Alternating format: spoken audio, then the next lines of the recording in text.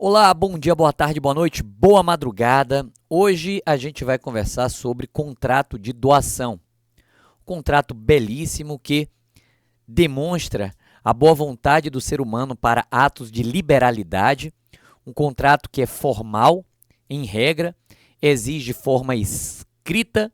Um contrato que é não oneroso, em regra também, e pelo qual alguém chamado doador transfere para outra pessoa, chamada donatário, bens ou vantagens. Este é o contrato de doação, que em regra ele deve ser um contrato formal. O contrato de doação exige escritura pública ou instrumento particular, forma escrita, tá? Há uma exceção na lei para doações verbais, também chamadas de doações manuais, mas isso é modalidade de exceção. E quando é que essa exceção acontece?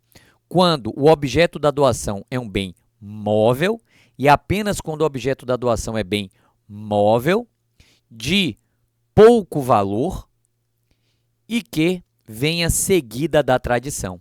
Essa é chamada doação manual, ou doação verbal, ou doação tácita, né?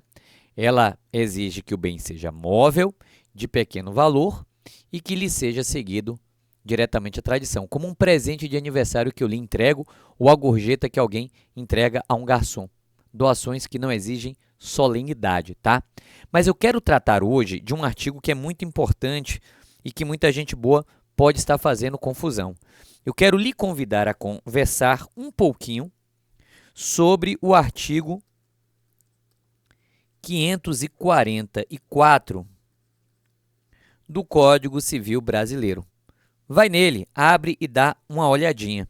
O Código Civil Brasileiro ele vai dizer que a doação feita entre ascendente e descendente ou a doação feita entre cônjuges importa adiantamento da legítima.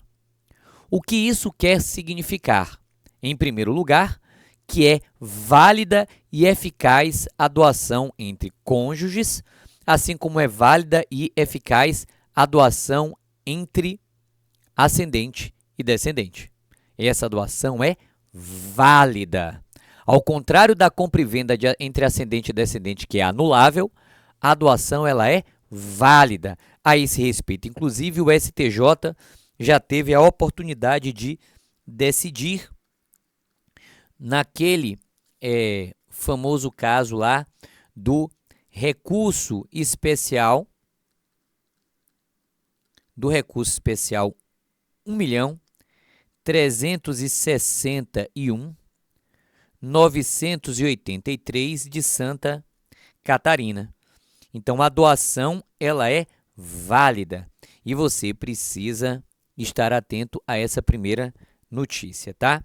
A única consequência jurídica decorrente dessa doação é a antecipação da legítima, é o efeito de se antecipar a legítima do donatário, daquele que recebe a doação.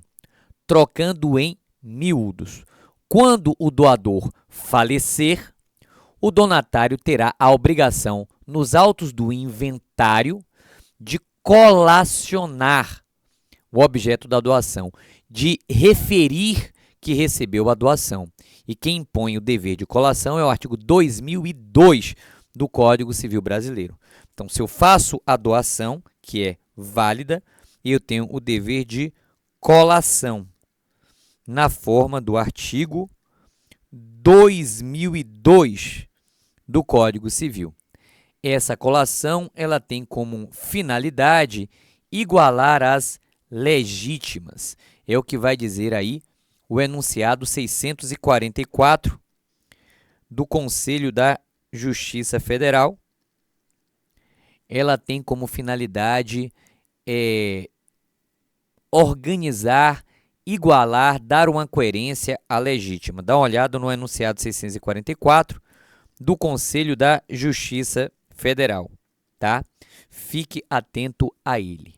E o que aconteceria se eu não realizasse esta doação, se eu não realizasse essa colação? O que aconteceria se eu não fizesse referência a essa doação se eu não colacionasse.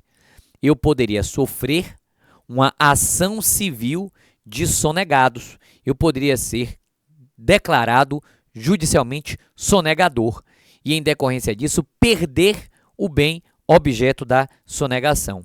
Na forma do artigo 1992 do Código Civil, eu poderia ter uma situação de sonegação.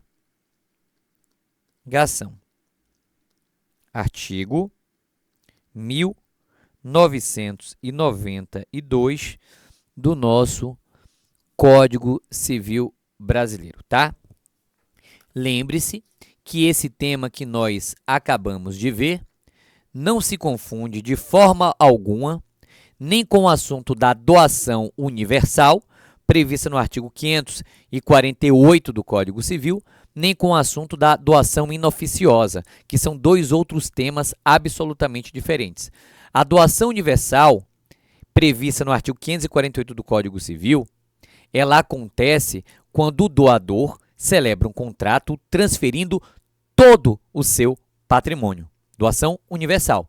O artigo 548 do Código Civil afirma que a doação universal ela é nula de pleno direito, a não ser que o doador tenha feito reserva de renda suficiente ou de bens suficientes para a sua sobrevivência. Então, a doação universal ela é nula, tá?